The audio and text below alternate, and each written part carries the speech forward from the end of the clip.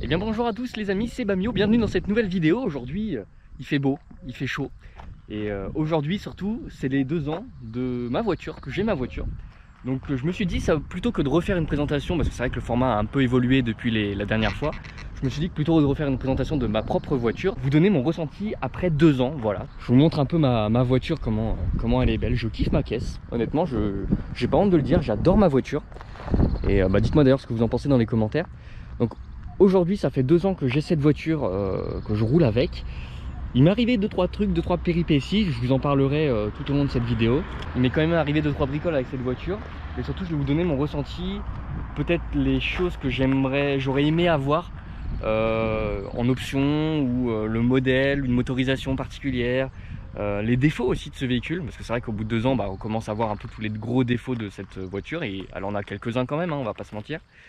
Mais donc voilà, aujourd'hui on va parler de tout ça. Skoda Fabia Monte Carlo, ça fait partie du groupe Volkswagen. Donc ça a été racheté il y a quelques années, la marque Skoda a été rachetée par Volkswagen il y a quelques années.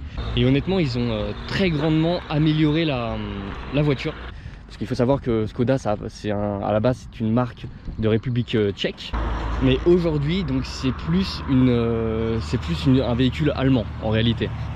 Et de toute façon vous allez le voir hein, au fur et à mesure de cette vidéo, tous les équipements que je vais vous montrer, les options, les commodos, les écrans, les boutons, vous allez vraiment retrouver, même au niveau du volant, vous allez retrouver vraiment les... en fait vous allez avoir l'impression d'avoir une Polo quoi, en fait, de chez Volkswagen. Mais l'avantage c'est quand même son prix, qui contrairement à une Polo, même neuf, vous allez la trouver beaucoup moins chère. Et ça c'est un gros avantage mine de rien, sachant que ça va être la même motorisation, les mêmes équipements. C'est vraiment pas de refus, vous allez peut-être perdre 3000, 4000 euros des fois sur des voitures. En plus il faut savoir que je sais pas ce que vous pensez du design, mais moi je l'adore, je la trouve vraiment magnifique, surtout l'arrière. Vraiment je suis amoureux de l'arrière. Je sais que l'avant je suis un peu plus de mal même avec ma voiture, mais je vous montre l'arrière. Vraiment là sur cet angle là je l'adore, je la surkiffe. C'est vrai que l'avant j'ai un peu plus de mal, tout simplement parce que ils l'ont amélioré hein, depuis. L'avant je le trouve beaucoup moins agressif, alors ça va encore, mais c'est vrai qu'ils l'ont vachement amélioré sur les nouveaux modèles. Enfin voilà, après cette longue intro, je vais enfin vous parler un petit peu de la motorisation, du moteur, des équipements, et puis c'est parti.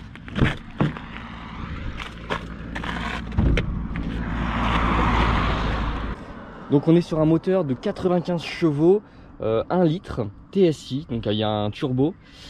Voilà, 3 cylindres bien évidemment, la grande mode.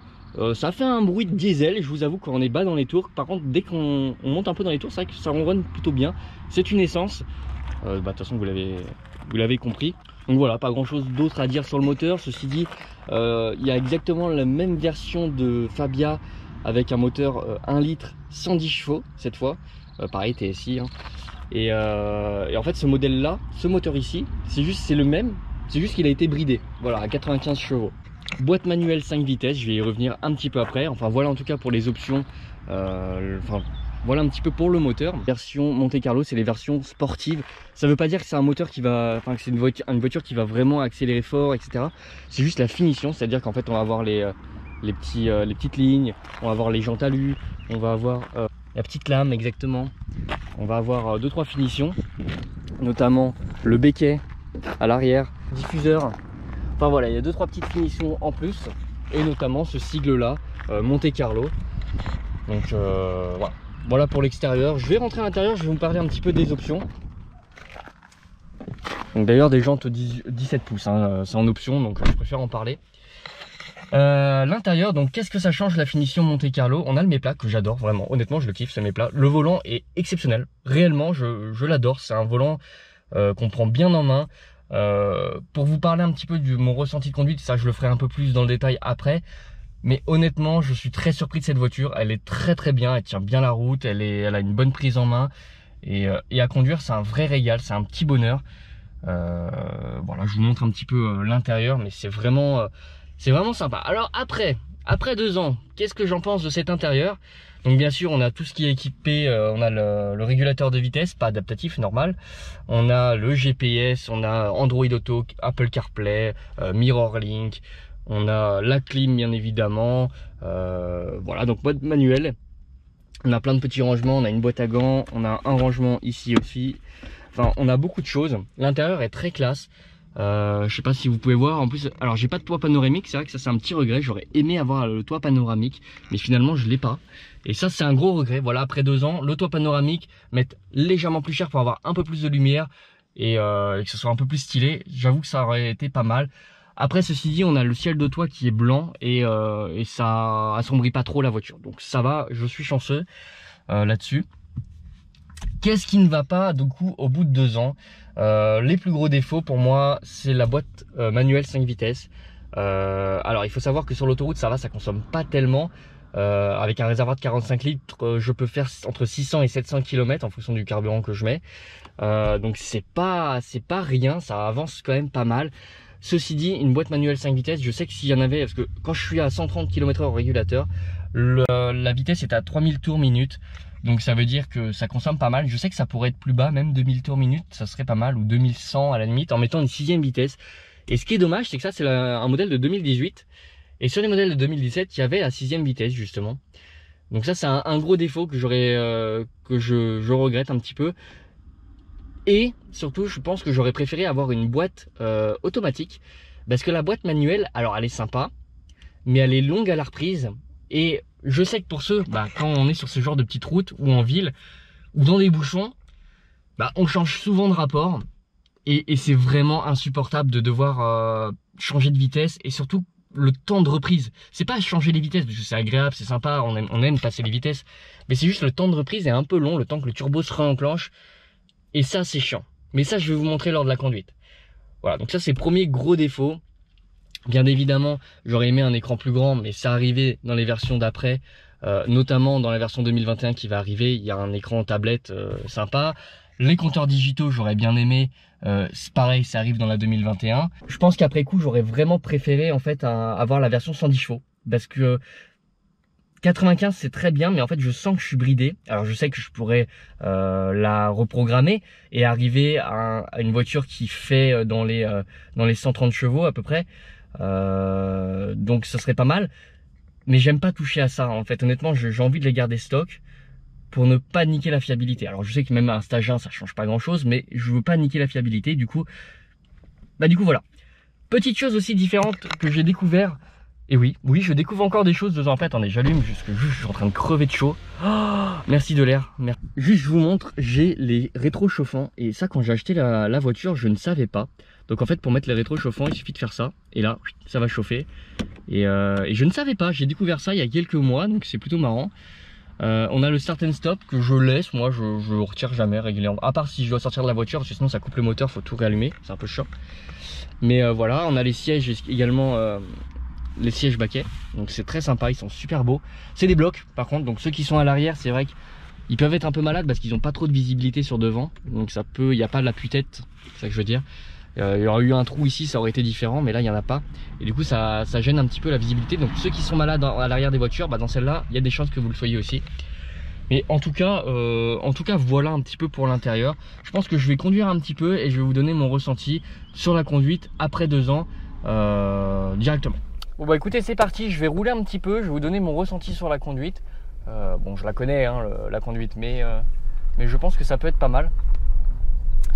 Alors, donc tout ce qui est embrayage etc se passe super bien. Honnêtement, je crois que c'est la voiture où je préfère passer les vitesses. Alors peut-être que c'est parce que j'ai l'habitude, mais l'embrayage se passe hyper bien. Le seul petit truc, comme je vous ai dit, c'est la boîte de vitesse qui est très très longue. Alors je vais juste fermer la fenêtre parce que pour pas que vous entendiez trop de... Mais l'embrayage et la boîte de vitesse est un peu longue à la reprise. Donc là par exemple, imaginons, là je vais pas rétrograder, mais imaginons j'ai un virage qui arrive et il va y en avoir un tout à l'heure. Quand je vais vouloir rétrograder, ça va aller. Par contre, si jamais je veux repartir du virage et que je veux remettre la 3e par exemple, et là c'est un vrai bordel et ça prend un petit peu de temps. Alors quand je dis ça prend du temps, je dis pas que ça va prendre 3 secondes à repartir. C'est juste que je passe la vitesse. Si je maintiens pas un petit peu de gaz ou d'embrayage quand je passe la vitesse, comme si je passais un peu la première, même en 2e et en 3e, vous voyez par exemple ce que je veux dire, c'est que je maintiens un tout petit peu l'embrayage pour que ça passe et que ça reparte tout de suite. Et c'est pas bon, je sais que c'est pas bon du tout pour le moteur, mais du coup j'ai appris à conduire comme ça avec cette voiture. Et le problème c'est que maintenant, je le fais tout le temps.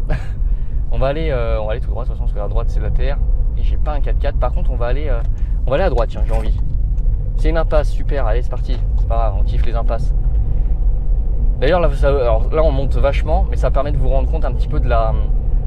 Là j'étais à fond sur la pédale et j'étais en 3ème à 50 km/h de la patate qu'elle peut avoir. Il faut savoir que j'ai un voyant moteur là qui s'est allumé depuis parce que j'ai fait un gros trajet là, j'ai fait 1400 km en une semaine et j'ai fait un Paris, on va dire Aix-en-Provence, et à Lyon, quand je suis arrivé à Lyon, j'ai fait le plein, et depuis que j'ai fait le plein, j'ai un voyant moteur. Je pense que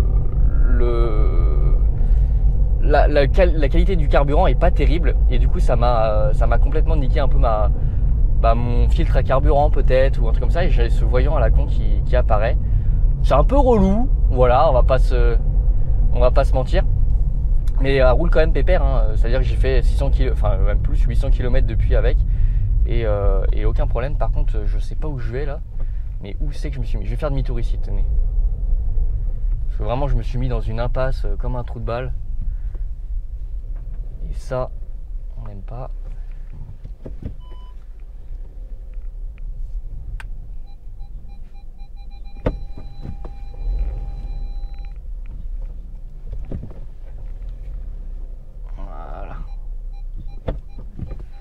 Alors bon, comme vous avez pu voir, radar de recul, caméra de recul, ça c'est des options qui sont incroyables maintenant. Je vais juste mettre la clim. Ça c'est des trucs vraiment, maintenant je crois que j'aurais du mal à m'en passer parce que c'est vraiment sympa. La clim marche super, elle refroidit tout de suite, donc elle marche impeccable. Ceci dit, elle fait un peu de bruit quand même. C'est-à-dire que, alors je vais peut-être...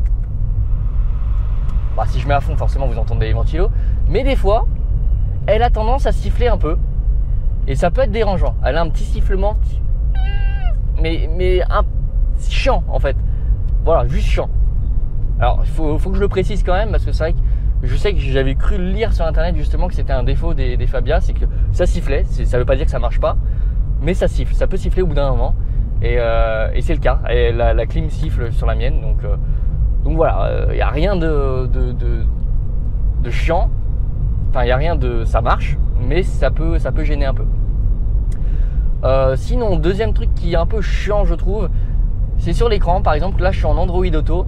Je pensais au début que c'était mon téléphone, parce que j'avais un ancien téléphone, c'était le Galaxy S7. Et je pensais que c'était lui qui buguait, et qui faisait que mon écran de tableau de bord s'éteignait et se rallumait. En fait, des fois, vous allez voir la vidéo, l'écran, le GPS, va couper, et va se... Hop. Allez-y. Tac. Et vous allez voir, l'écran va se couper en fait, carrément. Il va s'éteindre, il va se rallumer tout de suite. Mais c'est hyper chiant parce que des fois en fait on perd carrément le GPS, et il faut réactualiser pour que la route se remette. Polo. Alors je vous emmène dans des petites routes vraiment incroyables et magiques. Qu'est-ce qu'il y a d'autre comme défaut? Alors c'est vrai que avec le recul, comme je vous ai dit... Ah, regardez, il vient de bugger l'enculé. Avec le recul, j'aurais pris vraiment la version 110 chevaux et la version boîte automatique. Voilà, juste ça. Le reste, tout est bien, je m'y plais vraiment. Les sièges sont un peu durs, mais c'est la finition, parce que j'ai la finition Monte Carlo qui est très sport.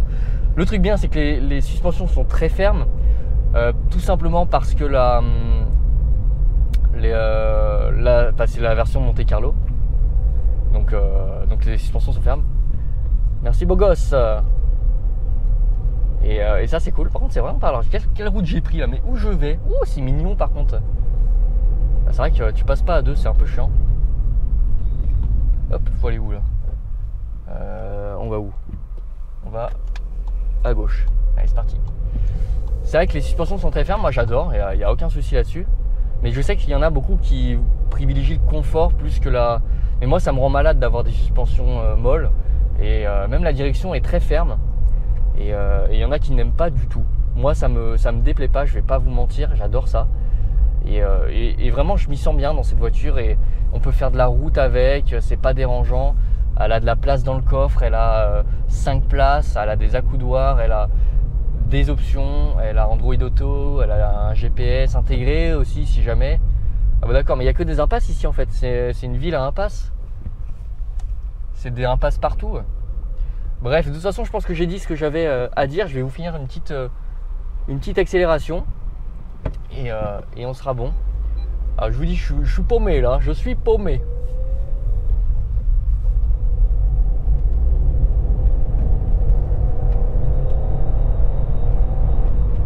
Voilà, et elle tient hyper bien la route. Ça aussi, c'est vrai que je l'ai pas dit, elle tient hyper bien la route.